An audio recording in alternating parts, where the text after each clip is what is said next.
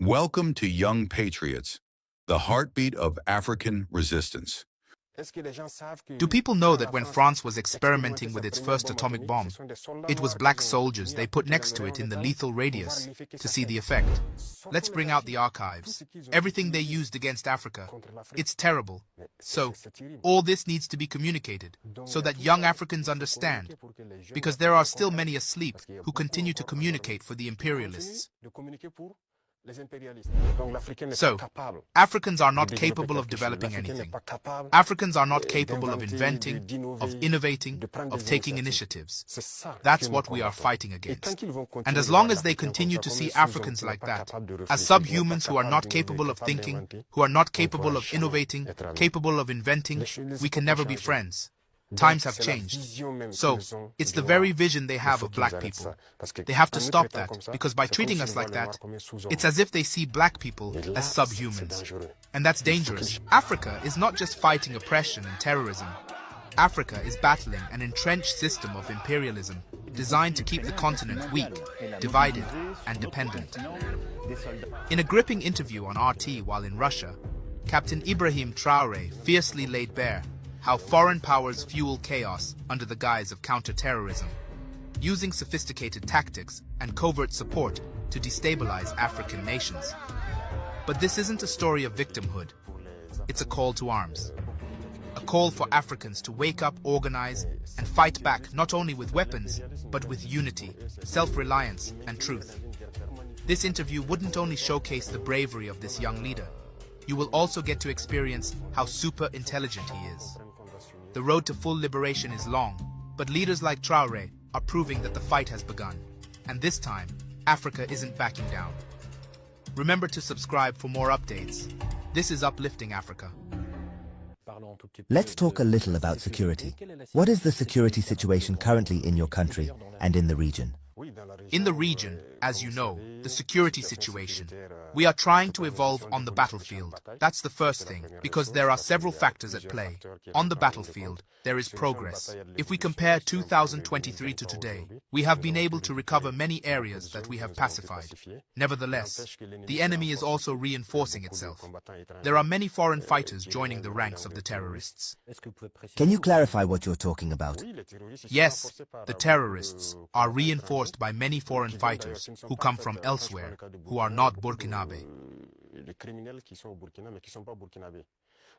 There are also trainers who come from many countries to teach them many techniques. What is their interest? It's not terrorism, it's imperialism. Their goal is to keep us in a permanent war so that we cannot develop and continue to lose our resources. And so, they have every interest in bringing specialists in mines to lay various types of mines, explosives, specialists. Today, terrorists use drones to fight, and so on. These are professionals who come from certain countries to teach them. All this is to keep us in a situation of insecurity. But we are taking the measure of the situation. We are adapting to their methods of action, and we will continue the fight until we recover the entire Sahel. Are there specific countries that finance these fighters? All imperialist countries finance these fighters. They are numerous. We cannot name them individually. Some are even hidden, unimaginable, but they are numerous. There are those who are not hidden, who openly declare it. I'm talking about the recent scandal with the support of terrorism in Mali. What is your view on what happened in Mali? It's unfortunate. They openly declared that they support the terrorists. We have also been able to notice, with a certain number of technologies that the terrorists have been able to have, that they come from them. It's unfortunate, very unfortunate, but still, we don't rely on our fate, and we have taken the measure of the situation. We will fight them, and they will not be able to win. That's the most important thing for us. How is humanitarian cooperation between Burkina Faso and Russia continuing? It's continuing very well. There are many exchanges on many aspects. In the field of health, for example, we always have displaced people, and displaced people means complicated sanitary situations. I think the health services are cooperating well to support the humanitarian action services. And as you know, in 2023, Russia donated wheat to Burkina Faso, which was intended for displaced persons. But we promised President Putin that we no longer wish to be supplied with wheat because we will produce wheat. And I stand by that promise because we have started to produce our wheat in quantity to satisfy our needs. So, this means that cooperation in this area is leading us to develop ourselves, to boost many things to fill the gap. Facing the current geopolitical tensions, especially the trade war between the United States and China, how is Burkina Faso adapting its economic and diplomatic strategy? This world is in perpetual change. What we see is often madness, and we must stay alert and be able to adapt at any time. And that's very important, because we follow the news. There's an economic battle everywhere, but a priori, we trade with China without any problems.